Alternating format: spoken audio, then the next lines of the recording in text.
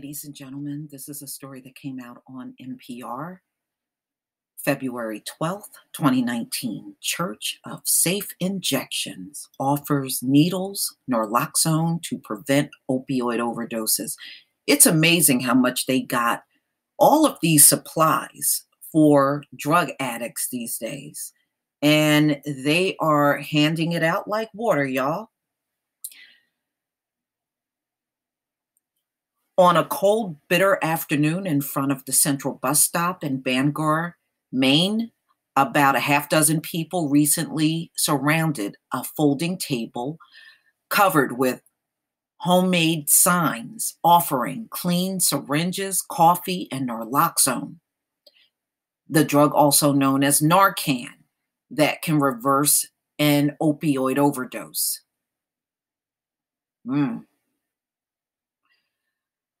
They're with a group called Church of Safe Injection that is handing out clean drug-using supplies in sites around the U.S. Even though they can be arrested for doing so, volunteers say they have to step up because of the staggering number of opioid overdose deaths and because the public health system has failed. It's not that the system has failed. It's just that y'all don't want to punish your drug addicts like you did the crack addicts. That's why this thing is spiraling out of control. There's no consequences for them. Why should they get off of the drug? And if there's no consequences, then hey, you're enabling them. Even by doing this act, they're enabling drug use.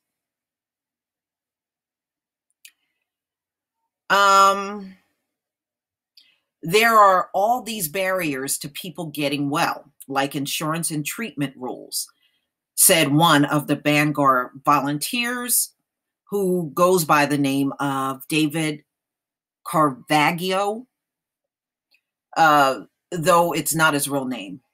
It's to the point where for some people, the only treatment options are in institutions like prison.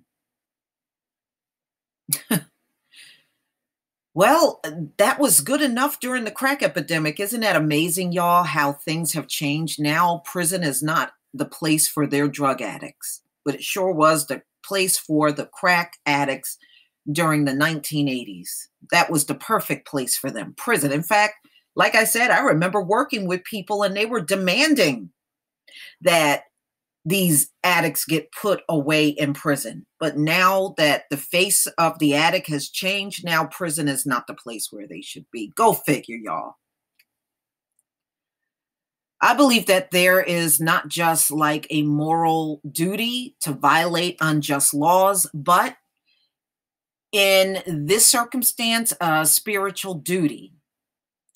On this day, they gave out 100 syringes, 10 Naloxone kits, and made one referral to treatment.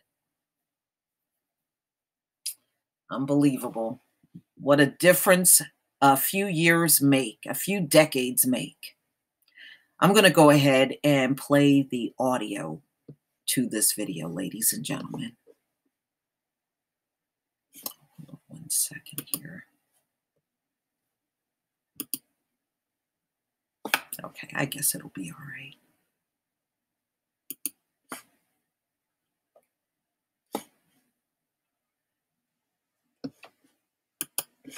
The staggering number of opioid overdose deaths in this country is prompting people to take action even when they could be arrested for what they choose to do. In cities across the country, a group called the Church of Safe Injection is handing out clean supplies such as needles for using drugs. They say they have to step up because the public health system failed. Deborah Becker from our member station WBUR visited some volunteers in Maine. On a bitter, cold afternoon in a park in front of the Central Bus Stop in Bangor, about a half dozen people surround a folding table covered with handmade signs.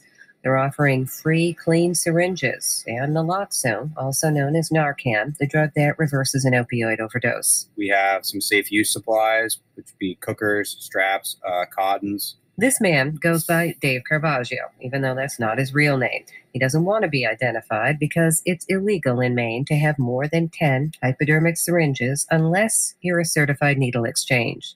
Police cars sometimes circle the park, but no one's been arrested yet. Oh, there's a police car right there. Police ever stop and talk to you or anything? There's one officer who's come and talked to us a couple of times. But this time, the police car keeps driving. Caravaggio's a member of the group called the Church of Safe Injection. He says its mission is to help prevent diseases and overdose deaths. I believe that there's not just like a moral duty to violate unjust laws, but in this circumstance, a spiritual duty. Bangor Police Sergeant Wade Better says the group's focus should be on getting people into treatment. You know, if you're committing a crime in the state of Maine, yeah, you could be subject to arrest or ticketed. But in these particular cases, we generally use a lot of discretion because, again, the goal is the same, to save lives. At the next stop in Lewiston, police have warned volunteers there not to hand out syringes in a local park, reminding them it's illegal. But that hasn't really stopped them. There's 1, 2, and 3 failings. Candace Child is in a car packed full of boxes of syringes and other drug-using equipment. Child arranged meeting spots to give people their supplies. They stop at a street corner where 2 young men wait as she rummages through the boxes. I'm going to give you 100. Okay. What about alcohol wipes? You need any of those? Oh, yeah. Child says she does this because she has a family member who's struggling. She also says there are only 6 certified needle exchange programs in Maine, none in Lewiston. Thank you. You're welcome. God bless you.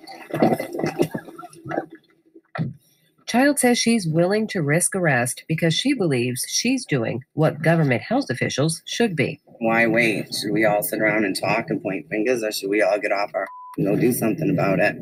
This helps. It works. It saves lives. It reduces HIV. It reduces hepatitis. We head to a 3rd-floor apartment where 3 people are waiting to trade containers filled with used syringes for clean ones. Hey, she's got 60. You want some fentanyl cough drops? A 36-year-old man who didn't want to be identified because he's using drugs is uneasy. He says he's glad to get the clean equipment, but he admits he's conflicted about whether these supplies make it easier for him to use drugs. The reason I struggle is the inner conflict, There's a preventative maintenance, yet at the same time it's enabling, Even the founder of the Church of Safe Injection, 26-year-old Jesse Harvey, admits that he's struggled with the same questions. But after working in addiction recovery, Harvey says he's become frustrated by the deaths and the barriers to treatment. Harvey plans to register the church as a nonprofit and then argue for a religious exemption from drug laws. He says the Supreme Court's already ruled that a religious group is allowed to use an illegal psychedelic in its rituals.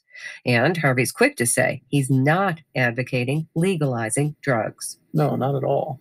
We're saying that it's our sincerely held religious belief that people who use drugs don't deserve to die when there are decades of solutions. Harvey hopes his church, which he says has 18 branches in 8 states, eventually will have a location that will include a site where people could inject drugs under supervision.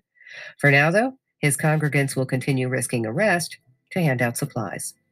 For NPR News, I'm Deborah Becker.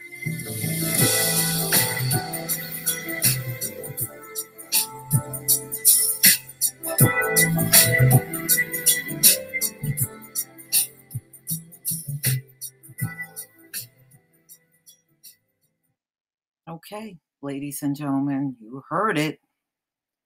There are people volunteering on the street and they're handing out needles and Naloxone in hopes of preventing people from doing overdoses. But please tell me what you think. We're all these generous people during the crack epidemic, y'all. Please leave your comment and subscribe. Don't forget to hit on the notification bell, and I'll see you on the next video. But you know what, ladies and gentlemen, this tells you how extremely bad this drug addiction really is in America. Peace, family.